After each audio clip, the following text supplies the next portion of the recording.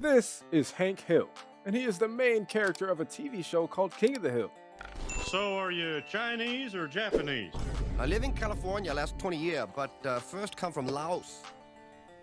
So are you Chinese or Japanese? Now, Hank is known for a lot of things like having a great time with his friends and family, and although his day job is selling propane and propane accessories, a lot of people don't know that Hank Hill used to be an incredible football player. But unfortunately in high school, Hank had broke his ankle and he was never able to play football again. And for the rest of his life, he blamed himself for not being able to live up to his true potential. You broke your ankle. How can you possibly blame yourself for an injury like that? So today, I am putting Hank Hill into College Football 25. Let's see what happens if his ankle injury never took away his career, as we'll follow him on his road to glory. Now, coming out of high school, Hank Hill did still snap his ankle in the state championship. But this time, he was still able to play football after, and based on how great he was in high school, he was going to have a ton of options and a lot of teams that were willing to take a risk on him. But throughout his entire life, he believed he was born and raised in Texas, and his team was none other than the Texas Longhorns. So when Hank saw that he would maybe have an opportunity to compete as a backup running back, his college decision became very easy, as Hank Hill decided to sign with Texas.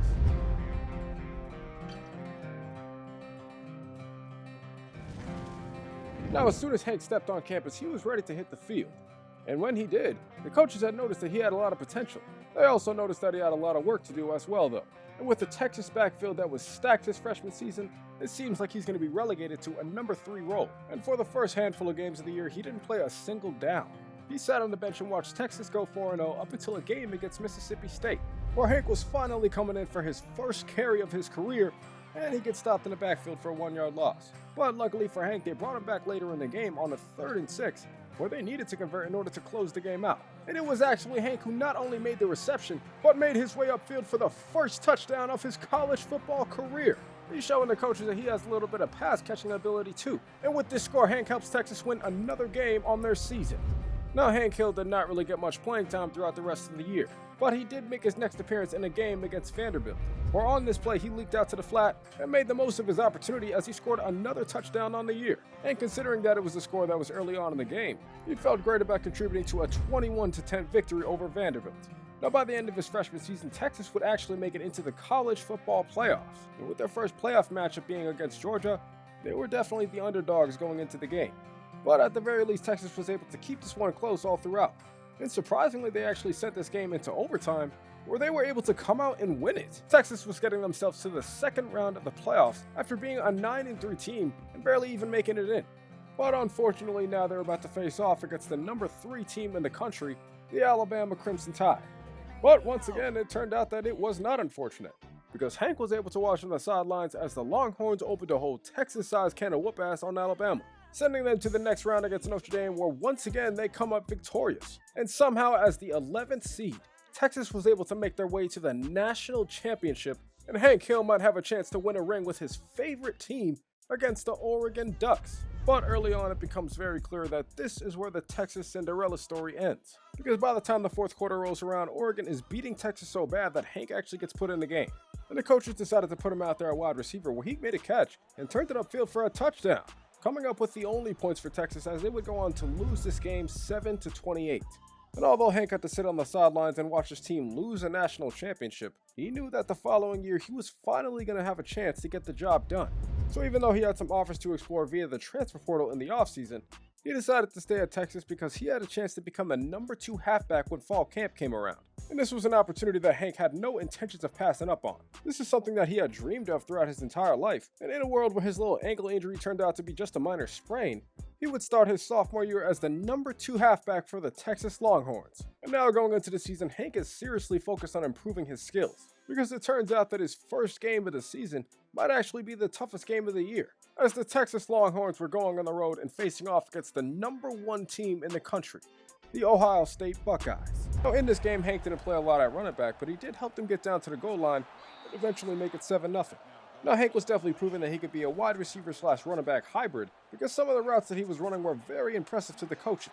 Now, unfortunately, they didn't let him play too much throughout the game, but they did put him back in down at the goal line, where on this play, his line created a wide open lane for a touchdown, his first one of the season, and it turns out that this score would actually help Texas come away with their first W of the season. a 31-25 victory to start out the year. But now that Hank is starting to become an impact player on this team, he got some reporters asking him questions about the other sports at the school like soccer. Soccer was invented by European ladies to keep them busy while their husbands did the cooking. Hank would make his first appearance in his next game against San Jose State down at the goal line. And early on, he was able to get in for his second touchdown of the season, extended the Texas lead to 2 possessions. And throughout this game, when Hank got opportunities on the ground, he was actually making the most of them.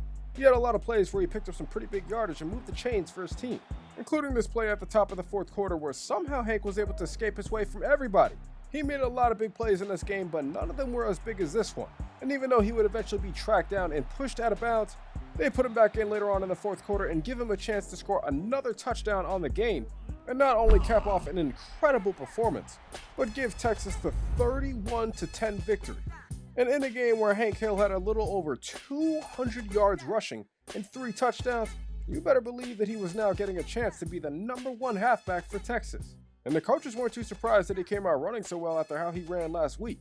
So it made sense that by the end of it he would win the job and have a chance to become a star running back for Texas.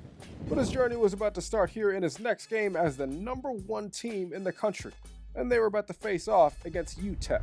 Now, one thing out the gate that the entire crowd had noticed that people hadn't really noticed before is just how fast Hank is. He was able to split some defenders and go for a 25-plus yard gain on the first drive, setting up his team with a chance to score, which eventually they would with the pass to the end zone. Now, although Texas looked like they were about to steamroll UTEP, it didn't necessarily go like that throughout this game. But later on, they did put Hank out at receiver, and he was coming up with his own touchdown. A huge play in the corner of the end zone to extend Texas' lead to 2 possessions. But in a game where this Texas offense was relatively struggling compared to how they usually play, this game would start slipping away by the time the fourth quarter rolled around. And after this play where Hank took this handoff to the right side and swerved past the entire defense and dove into the end zone for a touchdown, that had done enough to put this game away, as Texas goes on to win this game 21-0. And Hank goes on to win another player of the game with 100 yards rushing and 2 touchdowns. He also added over 70 yards through the air, so he was feeling pretty good about how he played. But as far as the season stats, he knew that he had some work to do if he wanted to catch up to the nation's top leading rushers. So he knew that he was going to have to come out at home and have another great game in his next one against Akron. Now, to start this game, Texas actually wanted to pass a lot, and Manning was out there throwing a pick. Maybe the ball had slipped out of his hand because of the rain, but either way, Akron was up 7. Fortunately, though, the rain might have been helping Hank evade some of these tacklers, and he was helping his team pick up some first downs, whether it be on the ground or on a play like this screen pass where he brought his team inside the goal-to-goal territory. And a couple plays later, he was easily able to get across for a touchdown to tie this game up.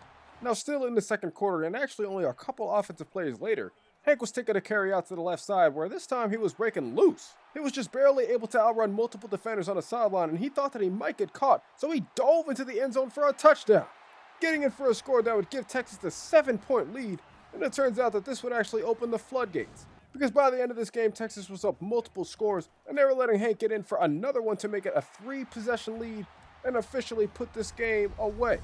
Texas goes on to win this one 31-14, and Hank had the best game of his season so far. Another game over 200 yards rushing, but 4 touchdowns this time to go with it. And rightfully so, he would not only win his first SEC, but National Offensive Player of the Week. The thing with Hank though, man, he was not satisfied with just being good for a couple weeks. He knew that one day he would grow up and want to be a Texas football legend, but he knows the only way to do that is by being great all throughout the year, and helping Texas take down squads like the number 3 ranked team in the country, the Georgia Bulldogs.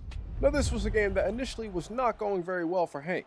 He realized that there were actually a couple players on Georgia that played against him in the high school state championship game. And even though that was getting to his head a little bit, he would eventually turn it on as he took this handoff to the left side and then cut it upfield for a touchdown, making the play before half that gives Texas a 7-point lead.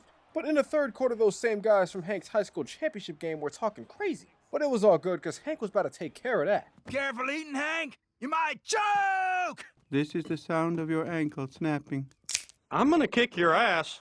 Because as soon as his ball was snapped, Hank took it to the right side and started zooming upfield. Soon there wasn't anybody within 5 yards of him as he crossed over the goal line for a score, giving Texas their lead back after Georgia tied it up.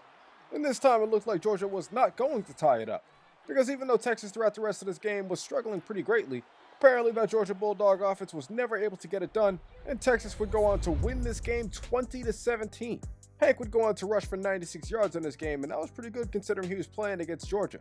but he knows that he might have to be better in games against teams like that later on. So he's working hard to make improvements throughout the rest of the season because he's about to go into another game on the road, as Texas is getting ready to face off against Mississippi State. Now, this Texas offense started out slow in this game, but they would get a little bit more energized after Hank jumps over a guy on this play. In one play, he moves his team right towards midfield, and on the very next play, he's moving his team way past it, taking this handoff and moving his way all the way towards the red zone, setting his team up with a chance to score, which eventually they would with the pass to the end zone. Now, this game would remain stalemated at 7-6 throughout the majority of the second half, up until this play where Hank was able to take the stretch to the outside, and he was clearing past the entire defense. He wasn't the fastest player in the world, but nobody was going to catch him on this one. But later on in this game, after getting down to the goal line and taking another stretch to the right side, Hank was celebrating his way towards the end zone for another score that would ultimately do enough to put this game away.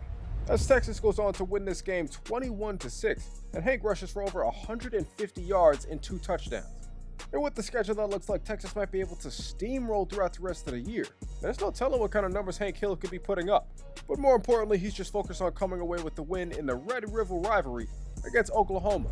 Now, this game did not get started off well, as the Texas offense was actually giving up a touchdown on their opening drive, a score that set Oklahoma up with the chance to take control of this game, but clearly Texas did not have any plans to allow that to happen. The quarterback got the ball out to a receiver over the top to tie the game up. Now, out the backfield, Hank was also becoming a dangerous receiving threat too, as he was out there saying, hey, picking up first downs for his team. Now, in a game where this Texas offense was playing extremely well, it turns out that the person who was motivating everybody was Archie Manning. Yeah, man, talking about that dang old cuts and collars, man, like when they come over to clean that pool, man, start going. And nah, see, that's exactly what Hank wants to hear right now. So when he took this handoff, he just bounced off of everybody and zoomed upfield. And out of nowhere, it looked like he was taking this carry 95 yards all the way to the crib for a touchdown. A score that extends Texas' lead to 2 possessions with 0 seconds left in the half. And even though Oklahoma's defense would start strapping up throughout the rest of the game, it was too little too late, as Texas was able to come away with the win in the Red River Rivalry 24-14.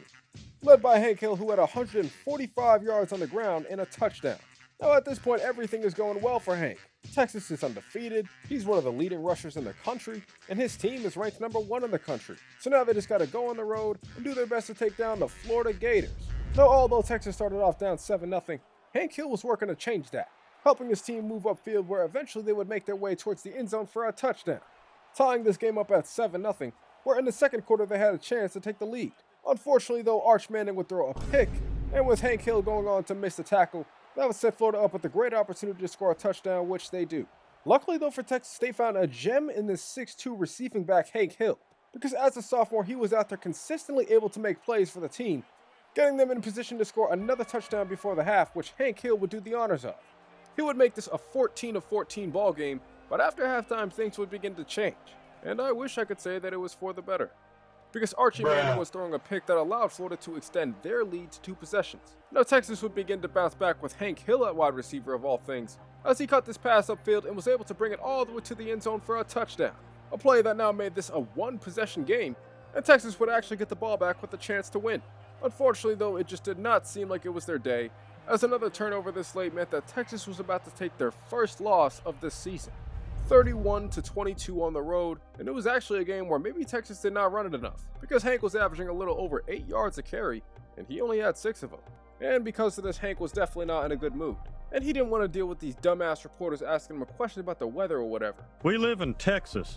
It's already 110 in the summer, and if it gets 1 degree hotter, I'm gonna kick your ass. At this point, man, Hank knew that he just had to move on with the rest of his season and try his best to bounce back with the following game on the road, as Texas was about to face off against Kentucky.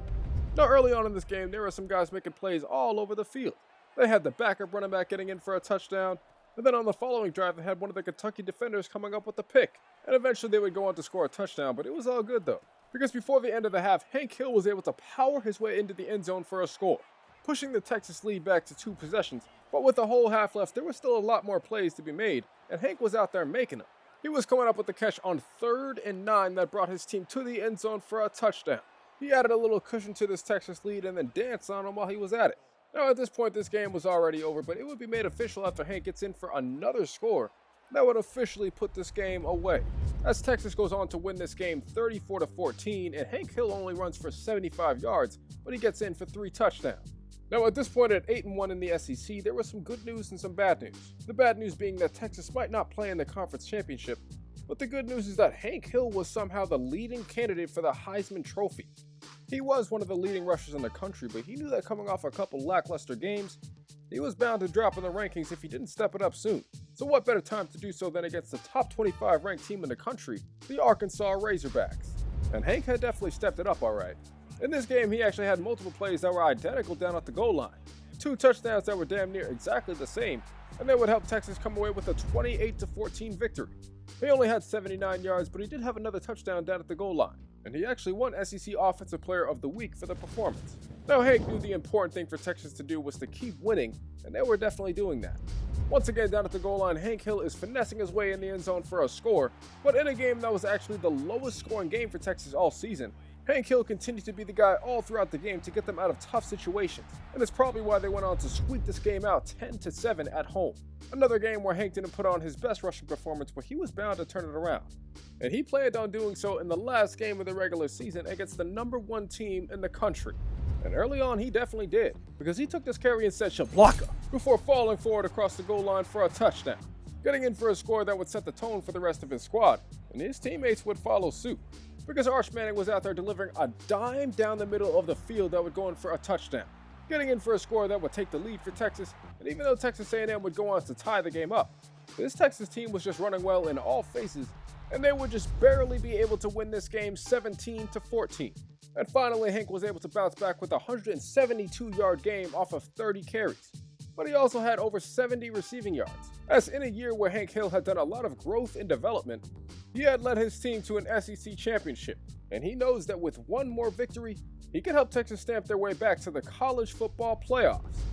Now Hank had started this game off absolutely locked in, but it wasn't just him because Arch Manning was out there making an incredible throw off his back foot, getting the ball out to Hank where he just outruns the entire defense. This man was racing his way up the sideline for a touchdown to start this game off, but the entire crowd felt like there was about to be more to come. And there definitely was, but not necessarily from Hank quite yet, as another receiver goes over the top for a touchdown, getting in for a score that was already starting to make things look bad for Texas A&M.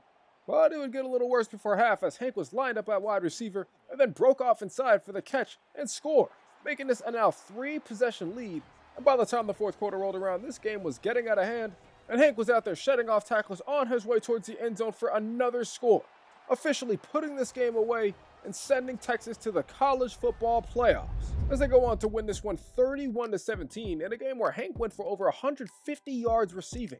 But now that they have won the SEC Championship, the regular season is over and there are some awards to be given out. And it turns out that after a few lackluster games down the stretch, Hank Hill did not miss out on winning Player of the Year, as he had over 1,400 yards on the season and 23 touchdowns. And it turns out that was actually good enough to make him the first Heisman-winning trophy winner for Texas since 1998 when Ricky Williams won it. Hank Hill has established himself amongst the legends of Texas running backs like Ricky and Earl Campbell. An astounding year for the sophomore running back who went on to win a bunch of other awards. But the important thing now was that Hank was about to play in the college football playoffs. And with the type of year that he's had so far, he doesn't want to let it go to waste by losing in the first round. So he's going to do his best to help Texas take care of business in their first matchup against Texas Tech. Now Hank was actually getting this game started the exact way that he was hoping he would, breaking off multiple tackles and helping his team get across midfield on the opening drive. Where on this 3rd and goal at wide receiver, Hank continued to show that he was a threat, coming up with a score that would actually take the lead for Texas and give them a little bit of momentum going forward. Because later on in the second quarter, Arch Manning would find a guy open on the right side of the end zone and score a touchdown that was taking back the lead for Texas before half. But this was actually a game that would remain close all throughout up until the fourth quarter, where on this drive, Texas knew that their best option was to hand the ball off to Hank and allow him to continue to power his way through. Hank had become the workhorse back, and he continued to move the chains for his team up until they got into field goal range and he got stopped on 3rd down. But apparently that was all Texas needed, because they go on to win this game 20-7, kicking a last-second field goal to send them to the second round, and they can be thankful that Hank was able to put up 160 yards on the ground. Now at this point, Hank knew that Texas was very close to achieving the season that they were capable of having. They could get themselves right back to the national championship, but first they were going to have to take care of business against Boise State. Now unfortunately, Texas was starting out this game very slow, not just coming out here getting stopped on 3rd down, but Hank Hill was actually catching this pass and fumbling for the first time on the season. a play that leads to Boise State taking a 10-0 lead, but Hank knows that he's just going to have to make up for it. So on this play, he takes his handoff and bursts up the middle, and just like that, he was running free. There was nobody who was going to catch him on his way towards the end zone for another touchdown on the season, and the first one in the game for Texas to make it a one-possession deficit. Now, Hank continued to make plays throughout this game, even though Boise State was keeping it at a 2-possession deficit, as Hank jumped over a player for a first down at some point. And it was on the same drive that he would get across the goal line for a score, bringing it back to a one-possession game and giving Texas the chance to potentially take the lead in the second half. Unfortunately, though, it didn't look like that was about to happen after down by 6. Arch Manning throws an interception with 1 minute left in this game. And all of a sudden, Texas was relying on their defense, but they gave him a chance to make a play. And on this 2nd down and 10 with less than 10 seconds left, there was a receiver getting wide open over the top. And he was bringing this one towards the end zone for a touchdown with 6 seconds left to go. It was an absolute miracle, and the Texas Longhorns were able to complete the comeback, winning this one 24-23 in a game that was led by Hank Hill's 150-plus yard performance and 2 touchdowns. And in back-to-back seasons, Hank Hill was going back to the national championship. And unlike his time back in high school, he's going to try his best not to get injured and leave his team out to dry, because Hank feels like it's about time that he brings Texas football back to glory.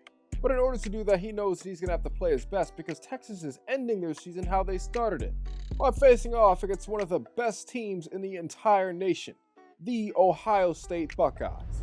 Now, this game was definitely not going too well for Hank and his Texas offense, as they were not able to get any points out throughout the first quarter, and was actually only able to muster up 3 by the time the 2-minute warning came around. But on this 3rd down and 17, Hank got the backfield and would begin to turn things around for his team, because he had helped the Longhorns get down to the goal line, and with less than 15 seconds left, he was out there making a catch right up the middle for a touchdown that was now taking the lead over Ohio State right before half.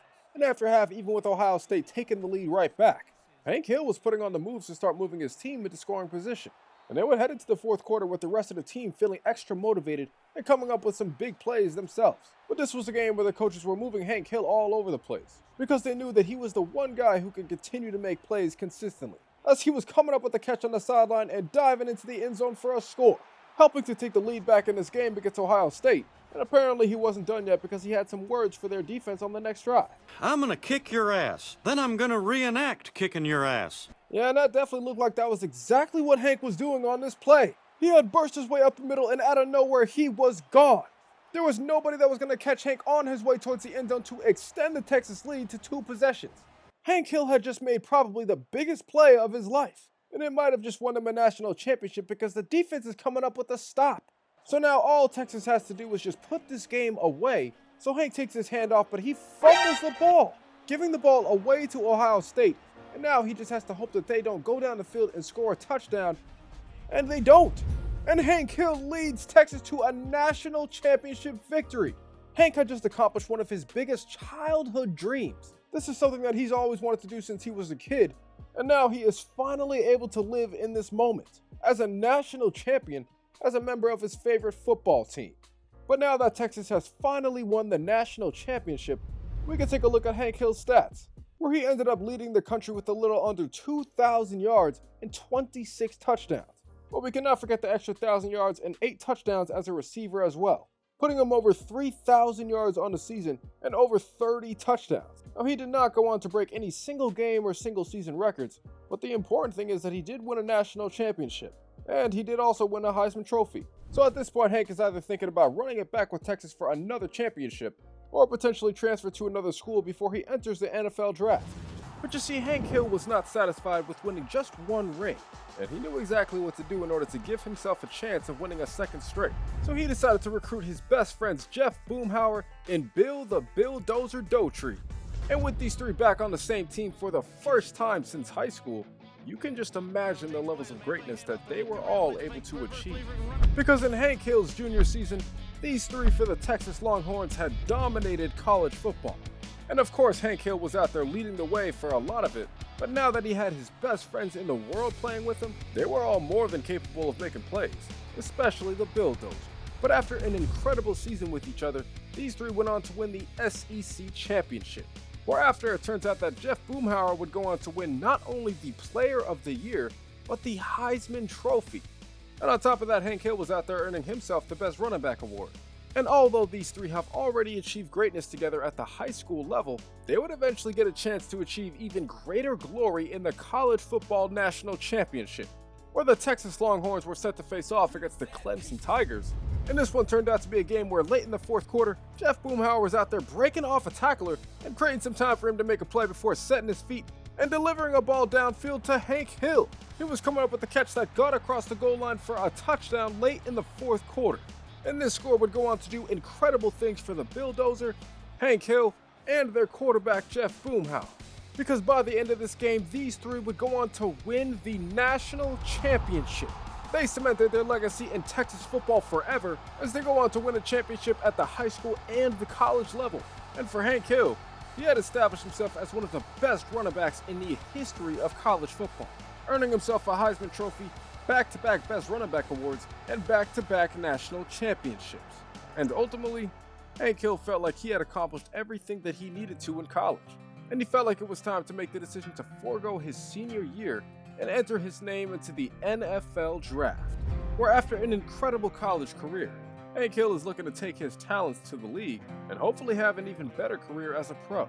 But first, he has to come out here and take care of business at the NFL Combine. Now, Hank actually went out there and ran a 4.37, so it looks like the Longhorns training facility really got him to work on his speed. But he did a great job in all of his other drills as well, ultimately landing him as a projected mid-first rounder. Now, one thing about Hank was that he was definitely worried about where he might end up getting drafted to, and there were certain cities that he definitely did not want his wife Peggy going. Dallas? I don't want you going to Dallas at all. That place is crawling with crackheads and debutantes, and half of them play for the Cowboys. But before Hank even goes to the draft, he's going to have to do a combine interview, where it turns out that Hank Hill actually knows a pretty decent amount of ball. He scored a 6 out of 10 and was still projected to be a mid-first rounder, which seemed to be true when it came time for the NFL Draft. Because halfway through the first round, Hank Hill was getting a call from the Dallas Cowboys. This was Hank Hill's favorite team, and although he did say he did not want his wife going there, she better get ready to pack her bags because with the 18th overall pick, the Dallas Cowboys are selecting Hank Hill out of Texas, and they are signing him immediately. Now, it seems like everybody is happy that Hank Hill is going to stay in Texas once again and play his professional career in Dallas. But almost immediately after Hank got to the Cowboys facility, things started to get very real for Hank Hill, because the head coach had pulled him aside and was very honest about how trash the Cowboys were. But he told Hank, hey, you know what, man, you are what we need. They even told him that they'll allow him to have some say in the jersey combos throughout the year. But after a long and incredible football journey so far, Hank Hill is looking forward to opening up a new chapter with his new team. And at this point, he's actually getting ready to get his first NFL action in the preseason against the Los Angeles Rams. Hank Hill would make his professional football debut here in the first quarter, and it did not take long for Hank to prove that he was going to be useful to this offense, coming up with a reception on his very first play, and he was picking up a big chunk of yardage before making a move on a defender and moving the chains for his team. And by the end of the first quarter, they got to this 4th down and goal where Hank Hill got stuffed in the backfield. But it seemed like the coaches had already seen enough to take Hank out the game, in what ultimately ended up being a 14-7 victory for the Cowboys. Now, Hank loved the fact that he was able to play for a team that was in the same state that he was born. He felt truly honored to be a part of this organization. But his perspective would change a little bit going into the following week. As it turns out, Hank would discover some pretty crazy news when doing some paperwork with his agent. Of birth, New York, New York. Hank Hill would discover that he's actually from New York. And this was definitely messing with his head going into his first regular season game. But he knew he had to lock in, because he was about to face off against Deshaun Cosby and the Cleveland Browns. Now, Hank was having a great start in this game on their opening drive, going for 3 rushes and 29 yards. He helped them get down into field goal range where unfortunately they would get stopped on 3rd down. But it was all good though, because in the second half, Hank Hill was showing that he could be a very effective receiver at the professional level. He helped lead his team down to the goal line with less than 30 seconds left in the half, and he was able to make another catch over the middle for his first touchdown of his NFL career. But as great as this moment felt, young Hank knew that there were better ones to come. The Cowboys got the ball to start the second half, and Hank Hill was out there saying hey, and moving the chains for his team. He was already getting his X Factor, and he was showing the entire league just how big of a weapon he was about to be. Because after he brings this ball downfield, he's able to get his team to the 1-yard line. And on the very next play, he was able to cross over the goal line for a touchdown, extending Dallas's lead over Cleveland to 10 points. and it turns out this score was already enough to give Hank his first win of his NFL career, as the Dallas Cowboys go on to beat the Cleveland Browns 17-7. And I know Deshaun Cosby's upset that his team didn't pick up Hank, because he ended up having a great first game, going for 99 yards rushing and over 90 yards receiving. He absolutely balled out in his first game, but he was still focused on trying to get better and learn from the veterans. And he was hoping that he can maybe even have a better game going into his next one against the Saints. Now, Hank seemed to be carrying a lot of the momentum he had in the last game into this week, because he was out there running all over the New Orleans Saints. He helped orchestrate a drive where they basically used up all the time in the second quarter, and Hank still was able to cross over the goal line for a touchdown by the end of it. And in a game where the Saints offense was not playing so well, at the very least their defense was on the same page, because they allowed Hank to go for over 100 yards rushing for the first time in his career, and shortly after he was going in for his second touchdown of this game. And at this point he felt like he had already done enough to put this one away. Except immediately after this, the Saints started fighting back, scoring back-to-back touchdowns off a turnover, then getting the ball in overtime first, and scoring another touchdown to actually put this game away. Hank Hill just saw firsthand how on any given Sunday, anything could happen, as the Dallas Cowboys went on to lose this game 20-6, and as you can imagine, Hank Hill was not very happy back in the locker room. But would y'all believe me if I told you things would only get worse? Because Hank Hill was about to find out some even more bad news. You have no ass. Diminished gluteal syndrome? How could this happen to me? This man had no ass cheeks, man. They're talking about how he might have to get a BBL. But you see, one thing about Hank was that he was not going to let that stop him. And he knew he had to lock back in going into another big game against the Baltimore Ravens. Now, to start this game, this Cowboys offense was making mistakes left and right, man. Dak Prescott threw a pick, and it ultimately led to a Ravens touchdown. Now, Hank was actually out there on second down coming up with a pretty nice catch. But as he made his way downfield, a defender said, "Block him," smacking the dog shit out of Hank as he fumbles the ball and gives it away to the Ravens. But by the time they got the ball back down 14, Hank was determined to change things for the Cowboys. He came up with a huge rush that brought his team well across midfield with less than a minute left in the half, leading them down to goal-to-goal territory where Dak Prescott delivers a ball to Hank, and they get in the end zone for a touchdown to give them all the momentum going into the second half. Because at the start of the fourth quarter, Hank was able to cross over the goal line for another touchdown to tie this game up, ultimately putting this game into overtime, where with the help of Hank Hill still moving the chains for his team, he got them in range to make a kick and put this game away, as the Cowboys were able to close this game out 17-14, and the whole team was pretty hyped in the locker room after having a great comeback. And at this point, Hank Hill just loved being a part of the Dallas Cowboys. Stampede! Go you Dallas Cowboys, go! He felt like he had a chance to make a huge impact for this team, and he was looking forward to doing exactly that, going back to his home state of New York to face off against the Giants. Though Hank Hill was determined to have his best game on the ground so far against the Giants. He hated the fact that he was born in New York, and he was about to make them pay for it. Oftentimes you would see Hank Hill out there saying "hey" to defenders and picking up some big first downs. But even though he had his X factor, it was not just Hank Hill who was making big plays, because CeeDee Lamb was out there coming up with a huge play for the first time all season. And it turned out to be one that went for a 77-yard touchdown to extend Dallas's lead. And with this Dallas Cowboys offense firing on all cylinders, it's no surprise to anyone that by late in the fourth quarter, a couple more big first downs from Hank Hill would finally be enough to put this game away, as the Dallas Cowboys go on to close another game out 17-14. And it was largely thanks to another 100-yard rushing performance from Hank Hill. Now at this point, Hank was really starting to miss his best friends Bill and Boomhauer, but he knew he was going to see them in a couple weeks during the bye. For now, he had to lock back in and try to get ready for his next game, as Dallas was set to go on the road and face off against the Pittsburgh Steelers. Now this was actually a game where Hank Hill was not doing well in the rushing game early on, as he actually had negative yardage, but he was out there saying "hey" as a receiver and putting his team in position for a field goal. Now unfortunately, Hank would go out there and fumble for the second time on his season. But it was all good though, man, because Dak Prescott was making up for it later on with his first rushing touchdown of the year. This Cowboys offense was definitely making up for the fact that Hank Hill was struggling in this game. And in the first play of the second half, they actually opened up with a shot to CeeDee Lamb, who makes his way past all the defenders and gets his team in the end zone for another touchdown, not only extending their lead, but doing enough to put this game away, closing this game out 17-0. And at this point in the season, Hank Hill is actually top 3 in rushing and receiving yards. He had made an impact throughout a lot of games during this season, but the Cowboys would need him the most going into their next game against the Detroit Lions.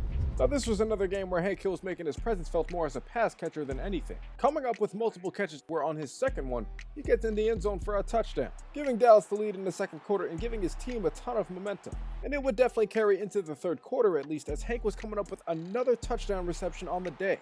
And by the end of the fourth quarter, the Dallas Cowboys felt like they were in position to win this game even after getting stopped on third down. But the Lions actually went down the field with less than a couple minutes left, scored a touchdown, and then kicked a field goal to win this game. The Cowboys would take a 1-point loss in a game where Hank Hill actually had 135 receiving yards. But at the end of the day, Hank knew that he did not play well enough. And he also knew that his team and the fans deserved better. So Hank was already out there all depressed in the locker room. But it didn't get any better when his old quarterback Boomhauer came to visit and was making fun of him. Yeah, man, I tell you what, man, Hank gets all prettied up and then old combing his hair all off to the side, man. Gonna act like this, like, get my good side, man. The following week, though, the Cowboys coach asked Hank if he wants to step up and become a bigger leader. And at this point, Hank felt like he was willing to do whatever he had to do to get his team to the playoffs. So now going into his next game, he had to focus up and help the Cowboys take down one of their biggest rivals, the San Francisco 49ers. Now this was actually a game where early on, even though Dak Prescott threw a pick, things seemed to be okay. Because despite the fact that it was raining, they still had Dak Prescott throwing the ball out there to CeeDee Lamb, who came up with some big plays in this game. One in the second quarter that went for a touchdown to take the lead, and then with less than 2 minutes left before half, an X-Factor Dak Prescott was throwing another pass back to CeeDee Lamb, and they had connected for another touchdown that seemingly already did enough to put this game away, closing this one out 14-10. And after the Dallas Cowboys beat one of their biggest rivals, rightfully so, they are hyped. But the best part about it for Hank was that after the game, his son Bobby lets him know just how much he loves football and says he wants to be just like his dad when he grows up. And all that did was just inspire Hank Hill to be even greater going into his next game against the Atlanta Falcons. Now early on in this one, Hank was actually having a pretty good game, spinning out multiple defenders and almost broke loose for a 95-yard touchdown. But instead of that, this drive actually results in Dak throwing a pick, and the defensive back takes it all the way to the crib for a touchdown to give Atlanta the 7-point lead. And even though in the second half the Dallas Cowboys offense would start moving their way downfield, by the fourth quarter they got to this fourth down and goal where Dak Prescott got sacked, and that had turned out to be enough to give Dallas another loss on their season. Now Hank Hill did not have his best performance in this one, but he was working off of limited production. Regardless though, Hank knew that he had to be better, and he continued to work towards making improvements. So he got himself locked in for his next game, as he was not trying to take another loss, and especially not against the divisional rival, the Philadelphia Eagles. Now in this one, Hank was having a much better game than he had over the past few weeks. They were getting him the ball in all sorts of ways, and he was trying his best to make something happen. But after a pair of field goals from Dallas in the first half, this game would come down to Hank chewing the clock out in the fourth quarter. And once he had got his X Factor, he had become unstoppable, eventually being able to start taking the Eagles' timeouts and do enough to put this game away, as the Cowboys go on to beat the Eagles 9-0, and it was another game where Hank was able to go for over 100 yards rushing, and although he did not get in for any scores, he was still getting a lot of praise from the media after the game. But now a little over halfway through the season, Hank was feeling good, sitting over 600 yards on the year, and at this point he was just preparing for another big game against the Houston Texans. And this was a game where we got to see the Cowboys offense in full display. Hank was out there blocking for Dak Prescott as he found CeeDee Lamb in the end zone for a touchdown, getting this game started with a 7-0 lead. But this was only just the beginning, because in the second quarter Hank Hill was out there saying hey and moving the chains for his team. And with the threat of Hank Hill also as a pass catcher, that would almost always leave one-on-one coverage for CeeDee Lamb, who comes up with another touchdown on the game, extending the Cowboys' lead to 14 before Houston would come back in the second half and tie it up. But with Hank Hill having his X Factor here late in the fourth quarter, he was becoming unstoppable. Hank was determined to put this game away. So down at the goal line, they hand the ball off to him to the right side, and he gets in for a touchdown, giving Dallas the lead with less than 2 minutes left and doing enough to effectively put an end to this game. Dallas goes on to close this game out 21-14, and it was all thanks to CeeDee Lamb, Dak Prescott, and Hank Hill, who went for 136 yards on the ground for the day. Now at this point, the Cowboys fans had loved Hank so much that they had voted to put up a picture of him in front of the stadium. He was already becoming a star running back for his team like Ezekiel Elliott did when he was a rookie. But now Hank was looking to take his production to the next level. Early on, Hank was able to go in for a receiving touchdown to give his team the lead. And in this game against Washington, Hank was making a big impact on the ground. This rush here actually put him over 1,000 yards on the season. The crazy thing is that he still had a whole lot of season left, and he definitely had a lot left in his game, as he would eventually barely jump over the goal line for a touchdown. giving his team a now 2-possession lead, and Hank Hill was having a great game already. But by the fourth quarter, with the chance to put this game out of reach, Hank was out there doing his best to do exactly that, as he breaks off a tackler and makes his way downfield for a huge gain before saying hey, helping his team pick up a big first down that not only put them in scoring range, but did enough to put this game away. The Cowboys would go on to win this one 17-9. And after that big rush late in the fourth quarter that put an end to this game, Hank was out there getting a lot of respect from within the locker room, especially from his quarterback Dak Prescott, who congratulated him on 1,000 yards. And although at this point he wasn't a receiving leader anymore, he was now the sole leader in the league in rushing yards as a rookie. And on top of that, they had Dallas in the perfect position for the playoffs as they were sitting at the 2 seed. So with 6 games left, all Hank Hill had to do was just help the Cowboys close the season out strong. But first, they have to take care of another rematch against the New York Giants. Now, for the first time in a while, Hank Hill was struggling in this one, but by the second quarter, his offense was not. They got down to the goal line with less than a minute left where they got Hank going with a touchdown, now taking the lead in this one 7-3 going into the second half. And with Hank now on fire, it became real hard for this Giants defense to stop him. He had helped orchestrate a long drive downfield that had taken up most of the fourth quarter. And after Dallas had taken all of the Giants' timeouts, Hank had decided to say whang to a defender, absolutely obliterating him as he crossed over the goal line for a touchdown, doing enough to put another game away. The Cowboys go on to win this one 14-11. And despite the fact that Hank Hill was having a great season so far, one thing he did not like was dealing with reporters who kept asking him stupid questions. Just when I think you've said the stupidest thing ever, you keep talking. But now Hank was continuing his season into a primetime game on Monday Night Football against the Cincinnati Bengals. And unlike most games throughout the season this year, this one got off to a horrible start, as Dak Prescott would go on to fumble a ball that was recovered and taken all the way back to the end zone for a touchdown, already putting the Bengals up 14-0, and it didn't get much better from there until later on in the third quarter, where Hank was able to start leading his team downfield and get them positioned to come back in this game. In the fourth quarter, he actually came up with a reception over the middle that went for a touchdown, now only putting them down by 1 possession in this game. But after the Bengals go out there and push the lead back to 2 with less than 2 minutes left, they had done enough to hand the Cowboys another loss, as this game would ultimately end 21-18, and it was by far the worst game of Hank's career. And although he did only get 3 rushing attempts, the media was still tough on him regardless. But Hank was frustrated enough to let them know exactly how he feels. You're talking like a song from The Lion King. Stop that. It makes no sense. Now, on the bright side, the Cowboys were still in position for the 2nd seed going into the playoffs. And with 4 games left, all they had to do was just close it out strong, starting right here on the road against the Panthers. And although this was a game where CeeDee Lamb and Dak Prescott would make some big plays early on, this one here that actually goes for a touchdown to tie this game up before half. By the end, it was actually Hank Hill who gets in for a touchdown on 3rd down and goal, doing enough to not only give the Cowboys the lead, but put this one away, as the Cowboys would bounce back after a loss in a 14-10 victory. And the great thing is that with only 3 games left, Hank was still out there working hard to be better. He wanted to become the best running back in the league well beyond his rookie year, but he also wants to help Dallas get to the playoffs by winning their next game against the Tampa Bay Bucks. Now, early on in this game, it actually did not take long for Hank to make an impact, as he broke free for a long touchdown in the first quarter to put this at 7-0.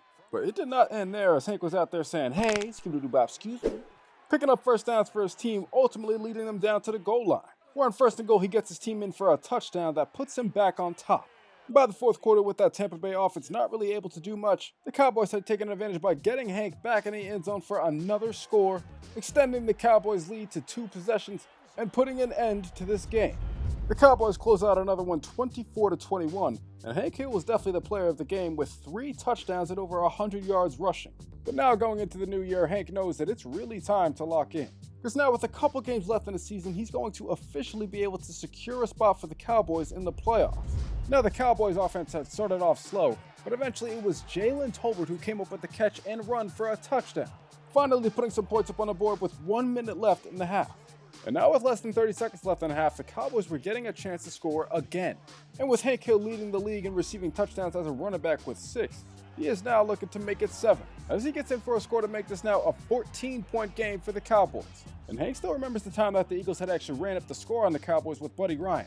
So years later, he's actually getting his revenge by doing it to them on their home field, extending their lead now by 21 and doing enough to give the Cowboys another win on the season. They closed this game out 21-0, largely thanks to another great performance from Hank Hill. going for over 100 all-purpose yards and 2 touchdowns. But with the Cowboys now officially securing a spot in the playoffs, the Cowboys coaches actually decided that they are going to rest Hank Hill going into the last game of the season, giving him only a couple snaps in the first quarter before resting him the rest of the game. And unfortunately, Hank was just forced to sit there and watch as the Cowboys could not get much going all day. So the Cowboys would actually go on to lose their last game of the season 7-3. But it is all good though, man, because now it is finally time for the NFL playoffs. And the Cowboys coach is letting Hank Hill know just how proud of him they are. He had an incredible year going for over 1,500 yards and 13 touchdowns on the ground, ultimately earning himself some MVP votes as a rookie, which is crazy. And with Hank Hill now becoming one of the biggest stars in all of Dallas sports, there's some other big Dallas legends who want to meet him too. I'd like you to meet Don Meredith. So, you must be Hank Hill. Oh, Mr. Meredith? Hank Hill had always been inspired by Dallas legends. Roger Staubach, Don Meredith, Troy Aikman, man, he was even cool with Tony Romo. But Hank also wanted to become a legend like another number 33, Tony Dorsett. And the first step towards doing it is by coming away with a victory in the first round of the playoffs. And in their first matchup, they're actually going to be playing against the team that Hank still calls the Redskins. But he's about to face off against Washington in order to try and get Dallas back to the Super Bowl. Now, early on in this game, this Dallas offense was running as smooth, if not smoother than they had all season. They actually decided down at the goal line to put Hank out a receiver, where he unsurprisingly came up with a touchdown to give Dallas the lead, putting things at 7-0 going into the second quarter, and things would only get better from there, man, because Dak Prescott was out there making some incredible plays to get Hank the ball, and my God, Hank was going crazy. Dak had definitely made some incredible plays throughout the year, but as he's getting older, Hank had definitely became his favorite weapon. And during times where Hank was largely struggling to run the ball, Dak would often choose to pass it to him instead. But this time, it didn't really seem to be a great idea, as not only was this pass picked off, but taken all the way to the crib for a touchdown, now tying this game up at 7-7 in the third quarter. And although this time Hank was out there blocking for Dak Prescott, he would still go out there and throw another interception. And this one was going for another pick six on back-to-back drives. So now all of a sudden Dallas was down 14-7 in the third quarter, and Hank knew he had to change that. He was doing his best to help move the chains for his team, but ultimately Dak Prescott was not able to get enough protection and got sacked on third down. So now with around 2 minutes left in the fourth quarter, Hank Hill was out there absolutely breaking dudes' ankles and willing his team downfield. He was really starting to feel the pressure of the season being on the line. And this Dallas offense was actually moving very smoothly downfield, and everything was going great as they picked up another first down until it turns out that Big Back McGee Terrence Steele gets called for a holding. And this definitely put a wrench in the Cowboys' drive as they would get the third down and eventually fourth down after Dak Prescott throws an incompletion.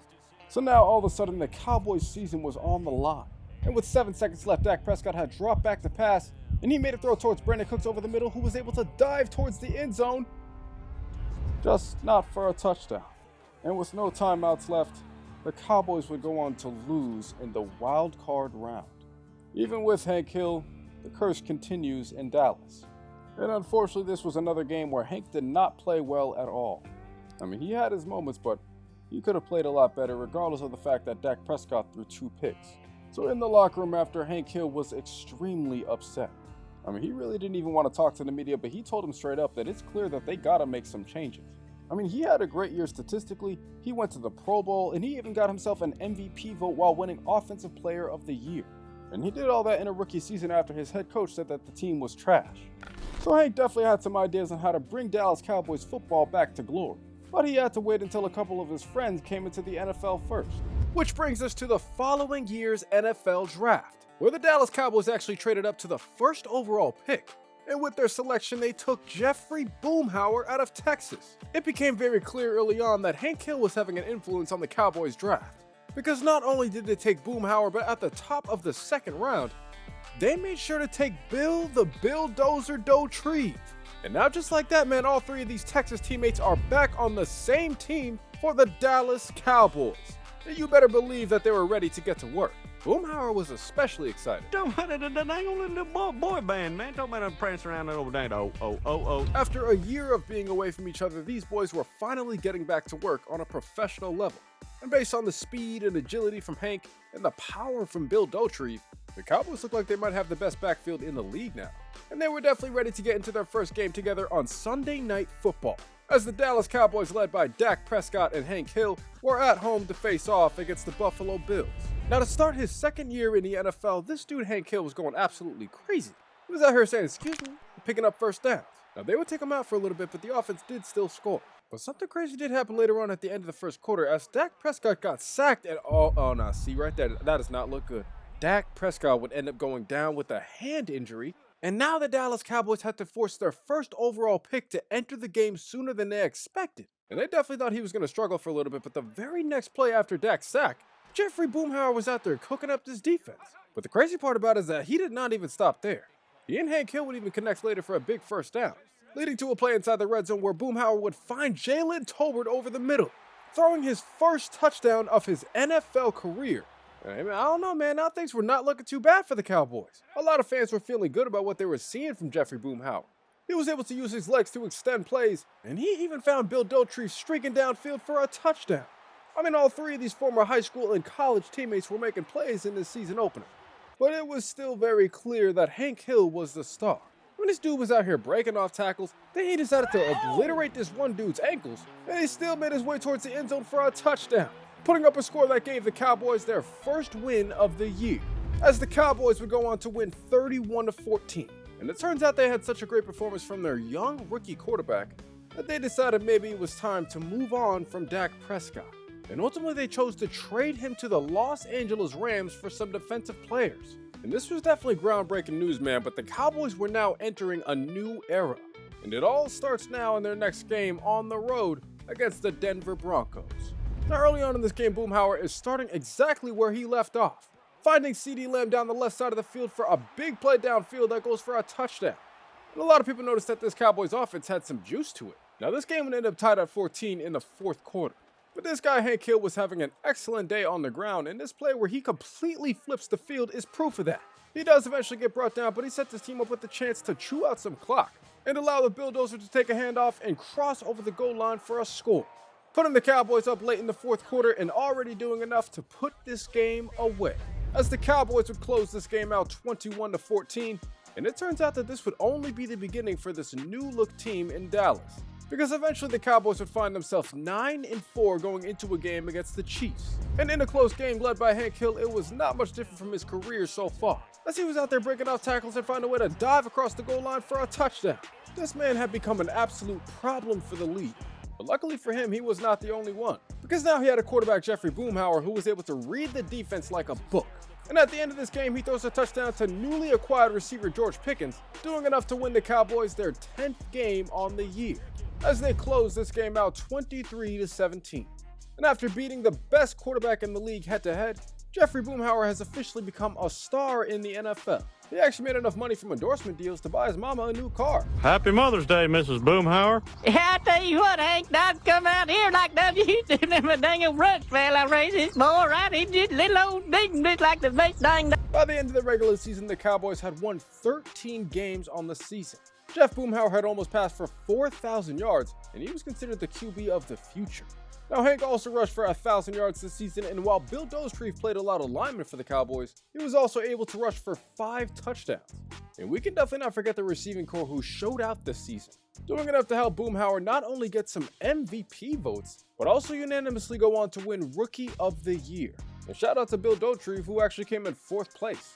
Now, everybody knew that the Cowboys had looked completely different after trading Dak Prescott, but not many people expected that with a rookie QB, they would be making their way to the Wildcard round, where led by Hank Hill, Jeffrey Boomhauer, and Bill the Bulldozer Dotrieve, the Dallas Cowboys will be on the road to face off against the Detroit Lions. And against the team that the Cowboys had a lot of history with lately, they tried to be on the right side this time as Hank Hill scores a crazy touchdown early on.